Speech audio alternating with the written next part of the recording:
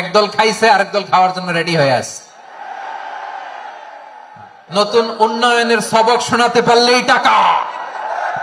স্বাধীনতার পর থেকে শুধু শাসকের হাত বদল হয়েছে, আমরা কিছু পাই নাই, ঠিক কিনা বলেন?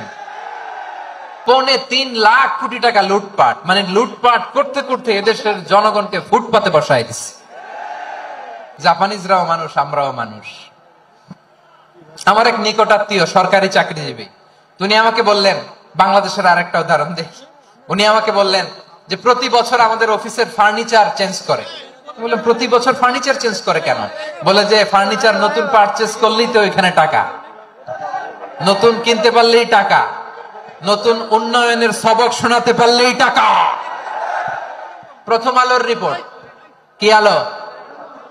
প্রথম আলোর রিপোর্ট, গত 15 বছরে উন্নয়নের নামে লুটপাট হয়েছে প্রায় 3.25 লাখ কোটি টাকা। কার রিপোর্ট? আমাদের বানানো কথা। প্রথম আলোর রিপোর্ট। গত 15 বছরে কারা ছিল জানেন তো? হ্যাঁ, শুধু ওনাদেরকেই দোষ দিয়ে লাভ নাই। স্বাধীনতার পর থেকে শুধু শাসকের হাত বদল হয়েছে, আমরা কিছু পাই নাই, ঠিক কিনা বলেন? শুধু ওনাদের দোষ দিয়ে কি লাভ? একদল খাইছে, আরেক দল খাওয়ার জন্য রেডি হয়ে আছে। আমরা এরকম চাই না। আমরা চাই স্বাধীন সার্বভৌম বাংলাদেশ। আমরা চাই দুর্নীতিমুক্ত বাংলাদেশ। আমি নিউজটা যে কতবার বললাম, এটা কি সম্ভব? 3.25 লাখ কোটি টাকা লুটপাট, মানে লুটপাট করতে করতে এদেশের জনগণকে ফুটপাতে বসায় দিচ্ছে। প্রিয় ভাইরা, জাপানের মানুষও মানুষ, আমরাও মানুষ। সিদ্ধান্ত আপনার, কোন মানুষ হবেন, ভালো মানুষ না খারাপ মানুষ? আজকের আলোচনার বিষয় হচ্ছে মানব সম্পদের উন্নয়ন, human resource development. It's a process to increase the capacity of knowledge, skill, capacity of the people of a country. একটা দেশের মানুষের জ্ঞান, তাদের দক্ষতা কি করে বাড়ানো যায়, বাড়িয়ে দেশের উন্নয়ন করানো যায়, এটাই হচ্ছে মানব সম্পদ উন্নয়নের মূল কথা। তাহলে মানব সম্পদ হচ্ছে একটা দেশের সবচাইতে শক্তিশালী পুঁজি। প্রাকৃতিক সম্পদ, খনিজ সম্পদের চেয়েও দামি হচ্ছে মানব সম্পদ। আমার প্রিয় যশোর, প্রাকৃতিক সম্পদ, খনিজ সম্পদের চেয়ে দামি সম্পদ কি সম্পদ? আল্লাহ তাআলা দয়া করে আমাদেরকে এই মানব সম্পদ দিয়েছেন। আসুন আমাদের এই মানুষগুলোকে আমরা সোনার মানুষ বানাই। রাজি আছেন তো সবাই? রাজি আছেন?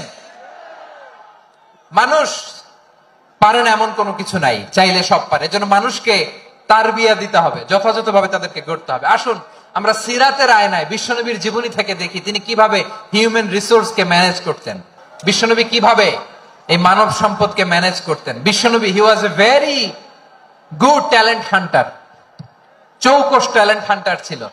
কার মধ্যে কি ট্যালেন্ট আছে দেখলেই বুঝে ফেলতেন। সুবহানাল্লাহ পড়বেন না? কি নবী আমরা পেয়েছি!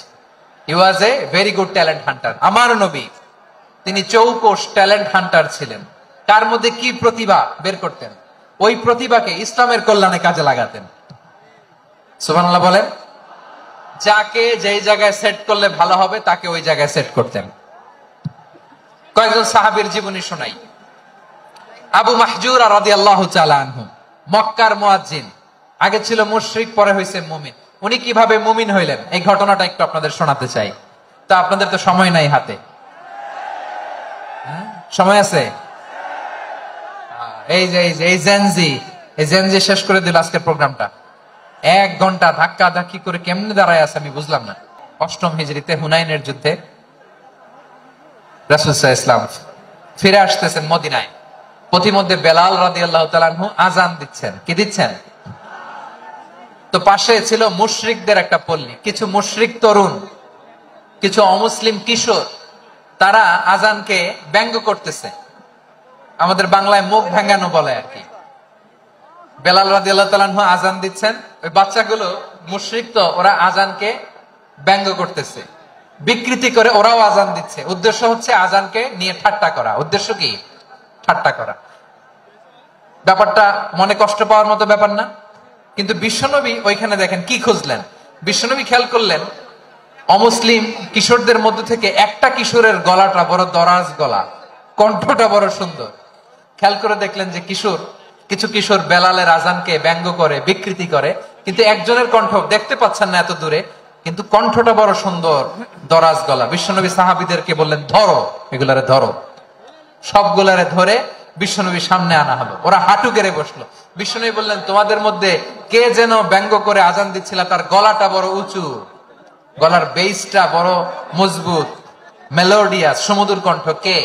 আবু মাহজুরা বলে, আমার বন্ধুরা সবাই আমার দিকে আঙ্গুল দেখায়, আমি পড়ে গেছি বিপদে। রাসূল সাল্লাল্লাহু আলাইহি ওয়াসাল্লাম বাকি অমুসলিম তরুণদেরকে ছেড়ে দিলেন, বললেন তোমরা যাও। এবার আবু মাহজুরারে পাইছে। আবু মাহজুরার চুলের মধ্যে হাত দিলেন বিশ্বনবী, মাথায় হাত দিয়ে বললেন, এবার আজান দাও দেখি। আবু মাহজুরা বলে, আমি তো আজান দিতে জানি না, কারণ আমি তো বেলালেরটা শুইনা দিছি, আমার তো মুখস্থ নাই, আমি তো আজান দিতে জানি না। বিশ্বনবী বললেন, জানো না? তাহলে আসো, আমি তোমারে শিখাই দেই। সুবহানাল্লাহ পড়া। আবু মাহজুরা হাঁটু গেড়ে বসে, বিশ্বনবীর মোবারক হাত আবু মাহজুরার চুলের মধ্যে। বিশ্বনবী আজানের মুআল্লিম আবু মাহজুরাকে বলতেছে, ঠিক আছে তোমারে শিখাই দিচ্ছি, আমি যা যা বলবো আমার সাথে সাথে বলো, পারবা? আবু মাহজুরা বলে, পারবো। বিশ্বনবী আজান দিচ্ছেন, মাথায় হাত দিয়ে, আল্লাহু আকবার, আল্লাহু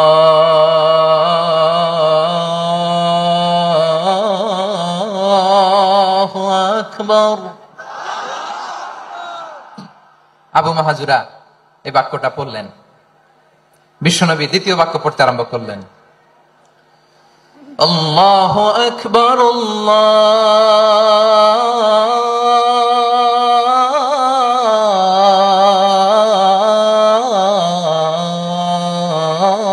আল্লাহু আকবার। আবু মাহজুরা এই বাক্যটা বললেন। বিশ্বনবী আবু মাহজুরার মাথার মধ্যে হাত দিয়ে তৃতীয় বাক্য বললেন, আশহাদু আল্লা ইলাহা ইল্লাল্লাহ।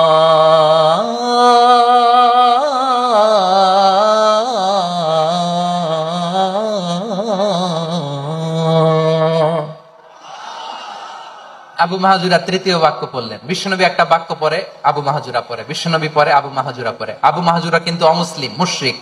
আবু মাহজুরা বলে, এক একটা বাক্য পড়ি আমার কলিজাটা গলে ঠান্ডা হয়ে যায়। এতদিন মোহাম্মদকে গালি দিতাম, এখন মোহাম্মদ আমার মাথায় যখন হাত রাখছে আমার সারা শরীর ঠান্ডা হয়ে গেছে। বিশ্বনবী আজান শিখাচ্ছেন, একটা একটা বাক্য পড়ে আবু মাহজুরাও পড়ে, বিশ্বনবী পড়ে আবু মাহজুরাও পড়ে। পুরো বাক্যগুলো যখন শেষ, আজান শেষ, আবু মাহজুরাও যখন পুরো আজান পড়লেন, আবু মাহজুরা বললেন, এতদিন মোহাম্মদের চেহারা দেখলে আমার ঘৃণা লাগতো, আজ থেকে মোহাম্মদের চেহারার চেয়ে প্রিয় চেহারা আমার কাছে নাই।